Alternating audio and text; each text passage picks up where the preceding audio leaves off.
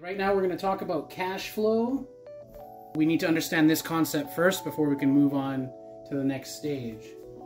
So it's very important we understand cash flow, how to use it, how to maximize our money so that we can make better decisions, better investments, and support the community. It's your income minus your expenses.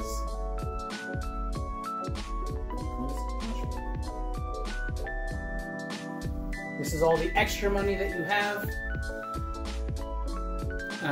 beyond what you need to pay just to survive your everyday things, right? How much you could potentially put into a savings account every month.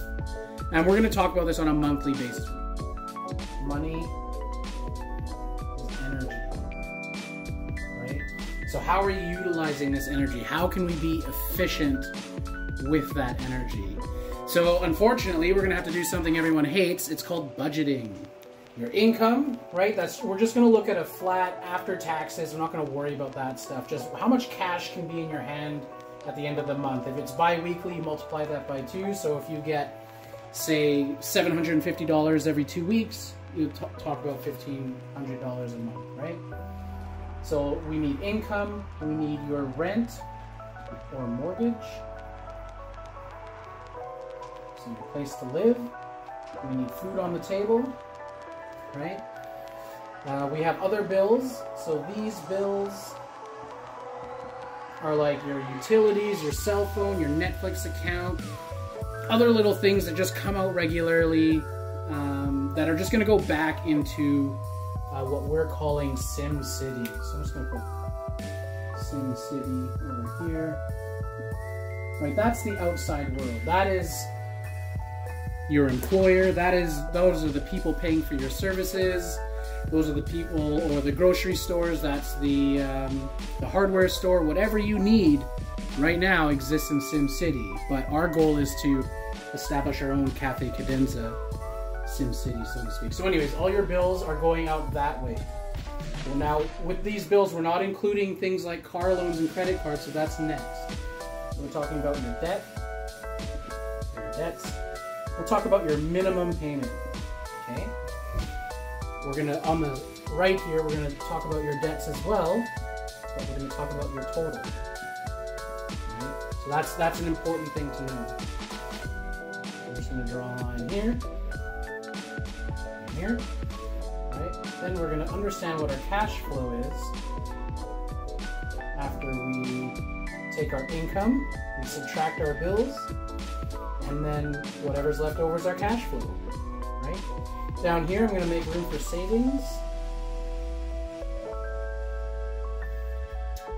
And that's any money that you might have in savings right now that could be utilized, could be put into the Panda Trust, so to speak, or whatever. You could use it to pay off debts, but some of us don't even have savings, so that might not even be a thing. But this is the breakdown, and this is how we're going to start filling this in. If you wanted to follow along and provide your own accurate information, you can do that. Part of building trust is learning how to be vulnerable. We're going to start sharing our expenses. So here's Minnie, the Empress, sharing her stuff. Looking at $1,500 a month. Right now, you're not paying rent, so lucky you. Food, you're saying $600. There's $120 for the other bills. There's another $600. Okay. So we've got $180. That's what's left over. This is the energy that's left over, right? So energy comes, energy goes. It's kind of like a diet. You have a certain amount of calories you consume.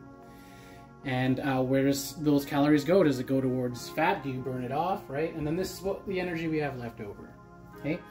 Now, on top of this, we've got total debts. We're going 7,000 credit card, and we've got 20,000 for car loan. Okay, so for a total of $27,000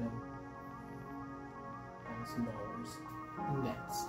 Okay, no savings. All right, this is probably what actually a lot of people experience. You know, we're actually going through worse than the Great Depression, because considering how much our, well, not in this case, but how much rent might be compared to your average salary, we are way overdue. We are way past due in terms of being worse off than the Great Depression, really. And it doesn't look like it because we got all these fancy tools and phones that I'm recording with. But yeah, so don't feel bad. That's really what I'm trying to get at here. Don't feel bad about this. We need to start approaching this logically. Yes, sir. Right? Your feelings are not going to change the situation. Mm-hmm. Your feelings are only going to change how you are affected by it. So hopefully we can get to a place where you can develop self-compassion and not shame and guilt yourself for this. We have to just accept what we've done, what we've spent our money on, and we need to move forward. What can we do to improve that cash flow? Increase the income. All right. So we could increase the income. How can you do that? Take on more students, take on more side job of my practices. So we got side jobs, right? You get more hours. Yeah, more hours.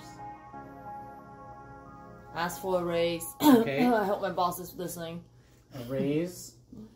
New job. Mm-hmm. You could apply for a new, better paying job. Mm-hmm. So these are all potential ways to increase the income, right? So but we also have to be mindful of how much energy we actually have for ourselves. So, you know, what makes more sense. Now, as much as I love to increase the income, what I actually really prefer to work on is this area. Because this area is the thing that kind of ties you down. Yes. Right? Your expenses. My goal is to get your expenses to zero. Now, realistically, that you can't do that overnight. But our goal with Cafe Cadenza is to bring all of these numbers down to zero, which basically means Cafe Cadenza provides all of this for you. But right now, all of this money, right, goes to SimCity, right? Now, if you had rent here, that would go to SimCity as well. Your food, your other bills, your debts, all of that is going to SimCity. It's going to the banks, right? It's going to stores and services. So all those things, with all this money you make from SimCity, right? So that income also came from SimCity. Most of it is going right back. And so our goal is to start reducing how much goes back. We just need to start cutting away at that and start circulating it back, at the very least, back into Cafe Cadenza.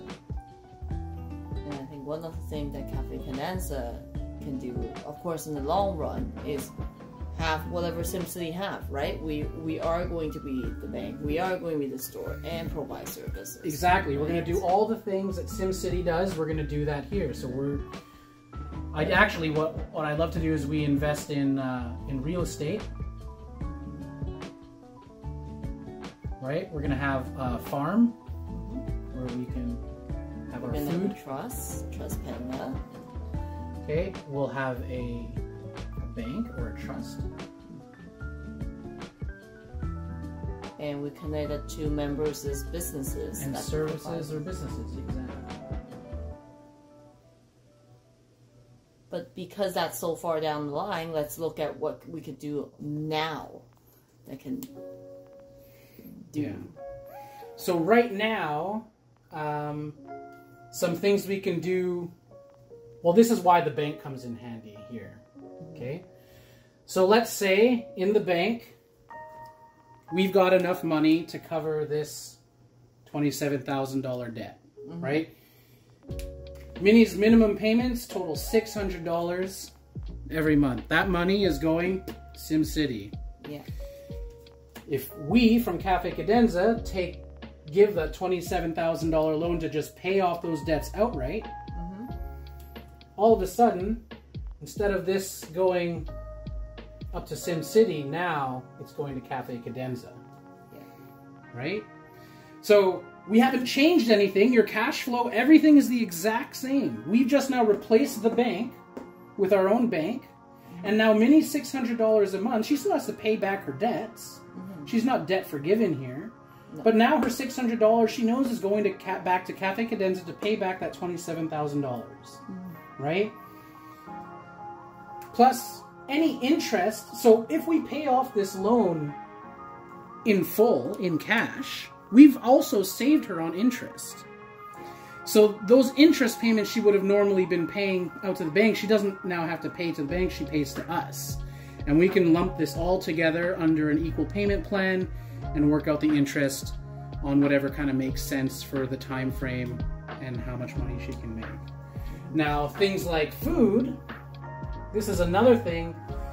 Let's say she doesn't change her eating habits, she's still going to eat the same amount. However, maybe we've got a farm we can go to that is within the community, right? Or maybe we know somebody who owns a business, like a food truck or something, that Minnie can go to for her food instead of going to the Sim City for those things. That can also be money that goes into Cafe Cadenza. Now, maybe not necessarily right into the bank, but it's in the community, right? Another thing we can do as well, although in this example it's not the greatest, our rent. When we do co-housing, we can start reducing our total rent, because even like a one-bedroom apartment these days is running up to $2,000, which is insane. But for $3,000 to $4,000 or $5,000, we could have a 4 or 5 bedroom house, and we could share those accommodations. Rent is now being reduced, which would improve your cash flow. Another thing as well, we've got real estate. So another thing Cafe Cadenza could do. I'm really bad at making stars. All right. So if we invested in real estate, so let's say we bought a property and then we rented it out to Minnie, her rent could then go to paying for the real estate mortgage that we may have to get because maybe we don't have it all in cash. Or if we did pay for it in cash, still pay rent, but now that money is just fueling the bank, right? So all of these things can be improved, but really we need to start looking at, like, what are these other expenses? Why are we getting into so much, say, credit card debt? We need to start looking at these things on a more tighter, like, refined look. And I think what's really important is through collective finance, we can support each other. So Minnie, like, the thing is, what she has to realize, she's not alone, right? If she had to do this all on her own, she'd probably say, F it, I'm Uber eating to the end of my life. I don't care how much debt, because she doesn't care about the banks. She doesn't care if she defaults on her loans, because she's like, I don't care about the system. They don't care about me. And if I die, my loan die with me anyways, right? Something like that. There's a lot of people who has that kind of mentality kind of thing. Exactly. And so it's a kind of a defeatist mentality, and what we would like to encourage is to work together on solving these issues. But that requires honesty, humility, and compassion. And then what did we learn, or what I just learned tonight from my coworker? You know, as a collective, like, so why do I overeat? You know, what is that feeling? What is that trying to create? A comfort. And when we are in a collective, when we're in a community, we can eliminate that needs, and then maybe that number can come down as well. So again, working on our collective money health, and then working on our collective emotional health goes in par with each other, and that's why we need that not alone, like, aspects of the Cafe Cadenza. Exactly. So our number one goal right now, once we understand cash flow, is to figure out what is your number. Okay? Because that's going to be part of the next exercise. We're all gonna do our own mini calculations, and we're gonna figure out what our individual cash flow is, and then we'll start to see what our collective cash flow is.